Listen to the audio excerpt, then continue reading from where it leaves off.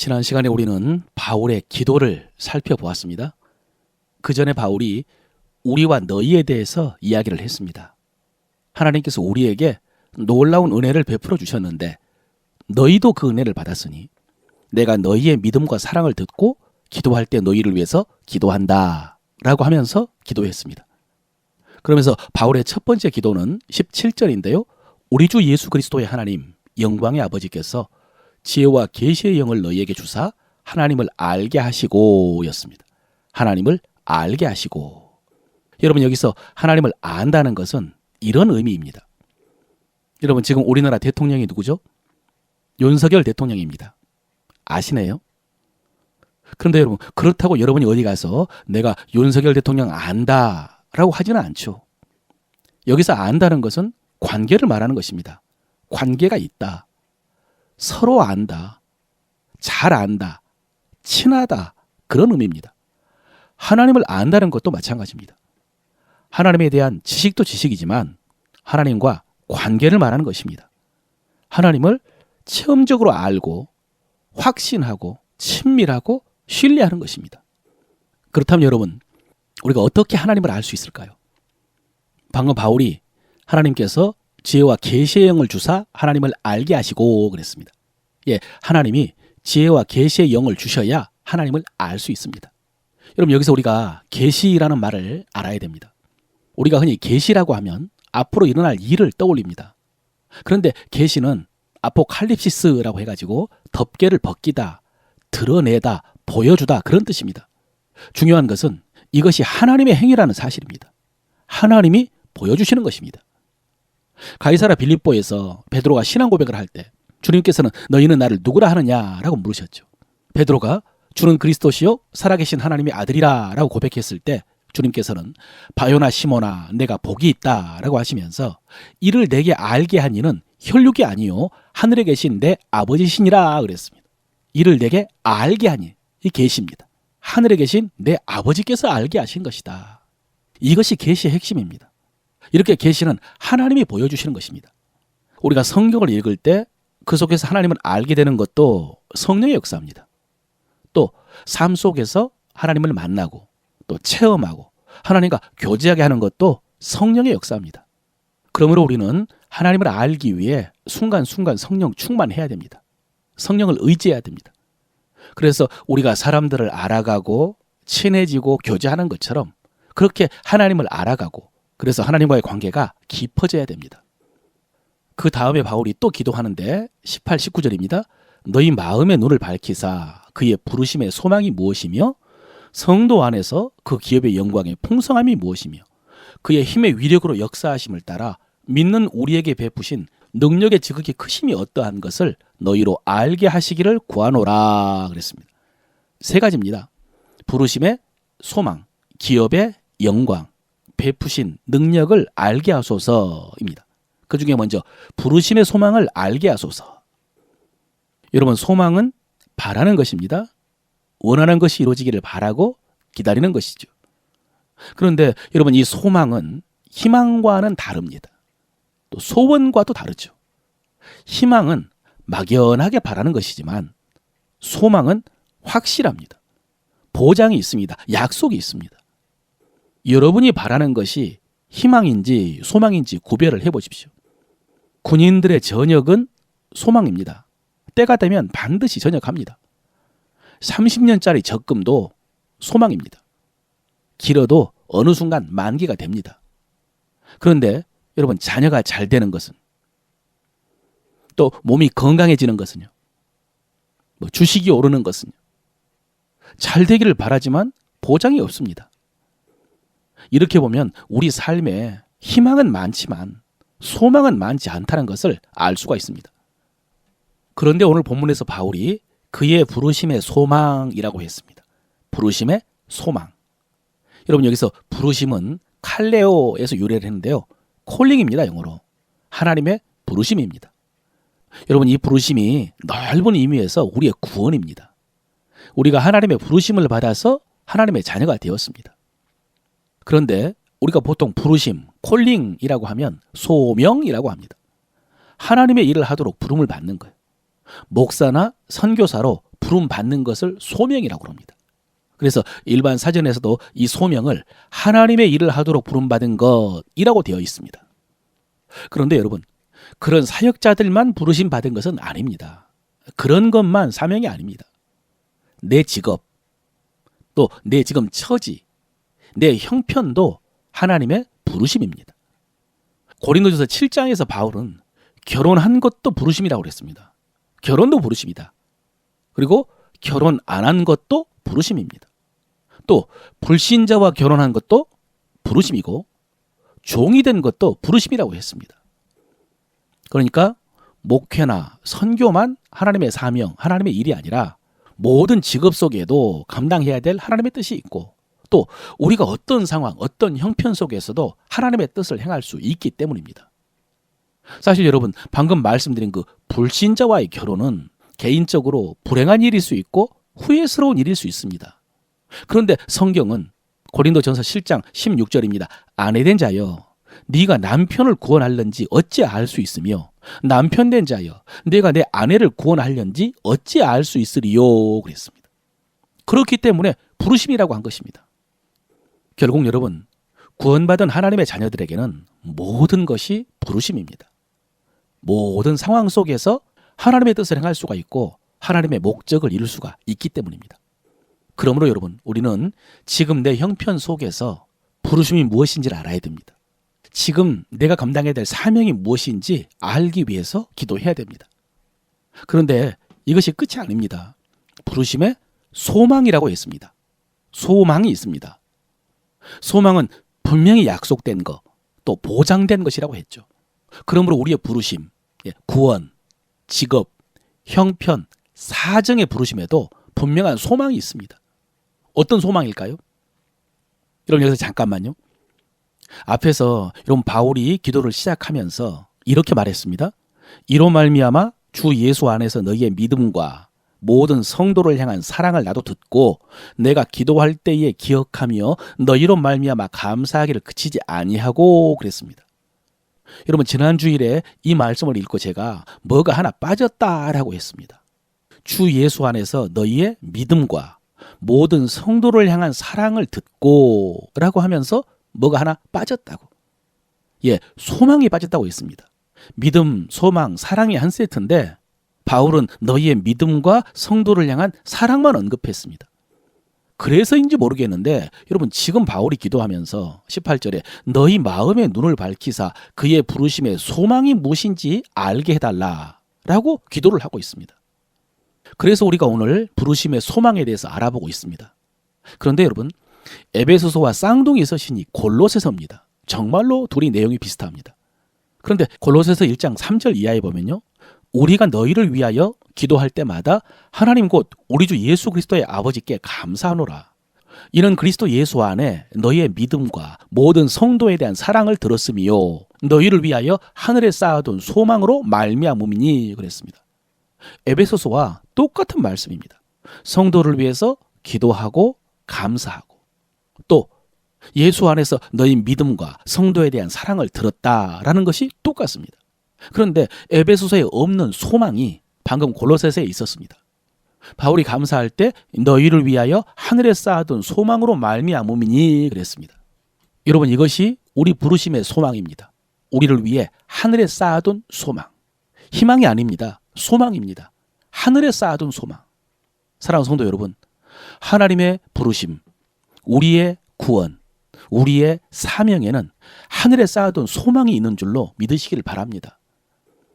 이런 말씀을 들을 때마다 기억나는 예화가 있습니다. 석유 사업으로 큰 돈을 번 미국 텍사스의 한 갑부가 자기 저택으로 목사님을 초청했습니다. 식사를 잘 대접한 다음에 자기 집의 동쪽 창문을 열었습니다. 거기에는 석유를 시추하는 시추탑이 끝없이 펼쳐져 있었습니다. 서쪽 창문을 열었습니다. 거기에는 넓게 펼쳐진 초원 위에 수많은 솥대들이 보였습니다. 남쪽 창문을 열었더니 아주 훌륭한 골프장이 보였습니다. 북쪽의 창문을 열자 멋지게 지어진 호텔들이 보였습니다. 자랑하는 것이죠. 그러자 목사님이 이 갑부를 밖으로 데리고 간 다음에 하늘을 가리키며 말했습니다. 저 하늘에는 당신의 것이 뭐가 있습니까? 사랑하는 성도 여러분, 바울이 우리를 위해 하늘에 쌓아둔 소망을 확신하고 감사했던 것처럼 여러분도 그 소망을 바라보고 확신하고 감사하시기를 바랍니다. 그리고 사명을 감당하면서 그로 인해 당하는 어려움도 견딜 수 있으시기를 바랍니다. 두 번째 기도는 성도 안에서 그 기업의 영광의 풍성함이 무엇인지 알게 하소서 그랬습니다. 같은 맥락입니다. 우리가 그리스도와 함께한 상속자가 되었는데 우리에게 허락된 그 유업의 풍성함이 무엇인지 알게 해달라는 기도입니다. 그리고 19절에서 그의 힘의 위력으로 역사하심을 따라 믿는 우리에게 베푸신 능력의 지극히 크심이 어떠한 것을 너희로 알게 하시기를 구하노라 그랬습니다. 여러분, 하나님께서는 우리를 구원하셨을 뿐만 아니라 사명도 주시고 그 사명으로 인한 기업의 소망도 약속하셨는데 거기에다가 능력도 주셨다는 것입니다. 믿는 우리에게 베푸신 능력, 그 능력이 얼마나 큰지를 알게 해달라는 기도입니다. 우리가 얼마나 큰 능력을 받았는지를 알게 해달라는 기도입니다. 여러분, 주님께서 제자들에게 땅끝까지 이르러 내 증인이 되라 라고 하셨습니다. 사명이죠. 그런데 성령이 너희에게 임하시면 너희가 권능을 받고 증인이 되리라고 하셨습니다. 그러니 위로부터 능력이 입히올 때까지는 이 성을 떠나지 말라고 하셨죠. 그리고 오순절에 성령이 임하셔서 제자들이 그 성령의 능력으로 사명을 감당한 것입니다. 지금 바울이 이 능력을 말하는 것입니다. 그리고 이 능력이 오늘 우리에게까지 이어지고 있다는 말씀입니다. 그의 힘의 위력으로 역사하심을 따라 믿는 우리에게 베푸신 능력의 지극히 크심이 어떠한 것을 너희로 알게 하시기를 구하노라. 그러면서 바울은 그 능력이 어떤 능력인지를 말하는데 20절 이해합니다. 그의 능력이 그리스도 안에서 역사하사 죽은 자들 가운데서 다시 살리시고 하늘에서 자기의 오른편에 앉히사 모든 통치와 권세와 능력과 주권과 이 세상뿐 아니라 오는 세상에 일컫는 모든 이름 위에 뛰어나게 하시고 그랬습니다. 여러분, 하나님께서 믿는 우리에게 베푸신 능력은 그리스도 안에서 역사하신 능력과 같은 능력이라고 했습니다. 이 능력이 예수를 죽은 자 가운데서 다시 살리시고 하늘에서 자기 오른편에 앉히셨습니다. 이 능력이 모든 통치와 권세와 능력과 주권과 모든 이름 위에 뛰어나게 하신 능력입니다. 예수님의 부활과 승천과 통치만이 아니죠. 예수님께서 이 땅에서도 행하신 모든 일도 이 능력으로 행하셨습니다. 사도행전 10장 38절입니다.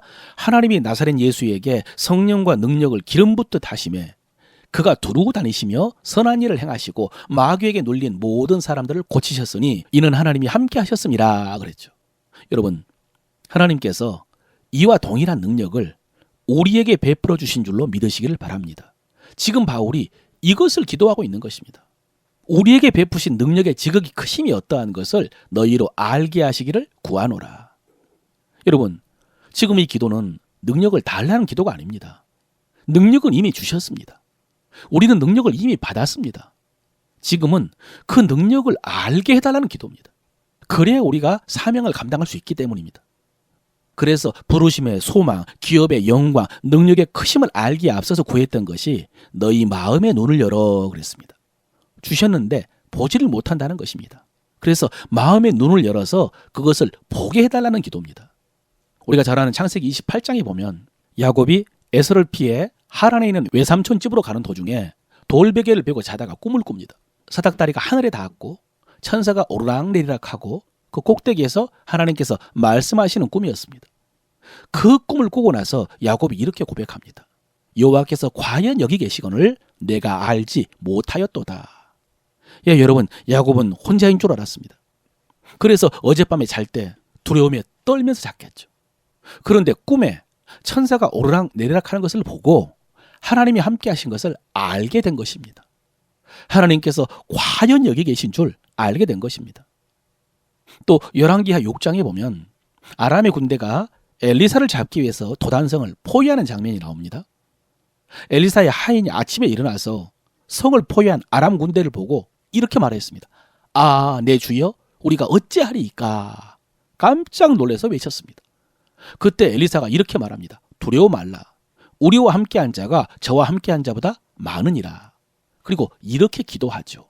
여호와여, 원하건대 그의 눈을 열어서 보게 하옵소서 하니 여호와께서 그 청년의 눈을 여심해 그가 보니 불말과 불병거가 산에 가득하여 엘리사를 둘렀더라 그랬습니다.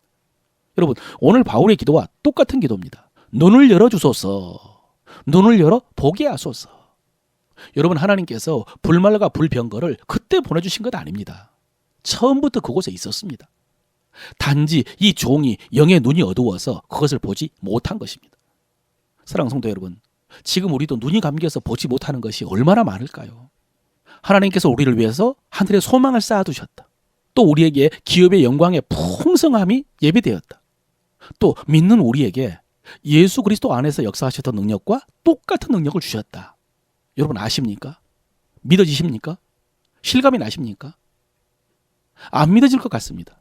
실감이 나지 않을 것 같습니다. 그래서 기도하라고 하십니다. 기도하면 보여주신다고 하십니다. 여러분 그렇습니다. 세상에 속한 기업은 우리 눈으로 볼 수 있지만 하늘에 있는 기업은 눈을 감아야 볼 수 있습니다. 사랑하는 성도 여러분, 기도하기 위해 눈을 감으시기를 바랍니다. 그래서 하나님께서 여러분의 영의 눈을 열어 그 모든 것들을 볼 수 있으시기를 바랍니다. 설교를 마무리합니다. 여러분 지난 주간에 이 말씀을 계속 묵상하는 가운데 금요일 아침에 기도하는데 갑자기 유재석 씨가 생각이 났습니다. 유재석 씨 아시죠? 국민 MC라고 하고 인기도 많고 미담도 많고 영향력도 크죠. 그런데 여러분 유재석 씨가 처음부터 지금과 같은 선한 영향력을 끼치는 스타가 아니었습니다. 남을 웃기는 재주는 있었지만 뺀질거리면서 학교도 제대로 다니지 않았습니다. 성품이 순하고 착했지만 방송도 제대로 못했습니다. 당시 개그맨들은 꽁트를 참 잘했는데요. 이 유재석 씨는 방송 울렁증이 있었습니다. 그런데 몇몇 프로그램에서 진행 능력을 발휘하면서 어느 순간에 스타가 되었습니다. 매일 밤 방송국을 돌아가면서 간판 예능 프로그램을 진행하고요. 또 연말이 되면 연예대상을 단골로 타고 아나운서와 결혼도 하고 그러면서 그 인기와 명성에 걸맞는 사람이 된 것입니다. 예전에 방송 한 코너에 나오기 위해서 전전긍긍하던 그런 개그맨이 아니라 전 국민에게 영향을 끼치는 국민 MC에 걸맞는 행동거지를 갖춘 것입니다. 그래서 남모르게 선한 일도 하고 어려운 후배들도 챙기고 그런 것입니다. 예, 걸맞는 행동거지. 인기가 많다고 아나무인 거들먹거리고 돈이 많다고 흥청망청한 것이 아니라 오히려 더 조심하고 낮추고 베풀고 챙기는 사람이 된 것입니다. 여러분, 국민 MC라는 명성과 하나님의 자녀의 명성 어떨까요? 유재석 씨의 재산이 얼마나 많은지 모르겠지만 우리에게는 하늘에 쌓아둔 소망이 있다고 하셨습니다. 우리에게요? 나에게요? 믿기지가 않죠. 내가 그 정도인가? 나에게 왜? 그런데 여러분, 하나님께서 우리를 구원하기 위해서 독생자를 십자가에 내어주셔서 된 일이라면 그럴 만도 하다고 생각을 합니다. 그런데 또 왜 하나님께서 그렇게 하셨는가? 왜 우리를 구원하기 위해서 독생자까지 내어주셨는가? 이건 정확하게 모르겠습니다. 제가 추측하기를 하나님께서 우리를 만드실 때에 하나님의 형상대로 만드신 것과 연관이 있는 것 같습니다.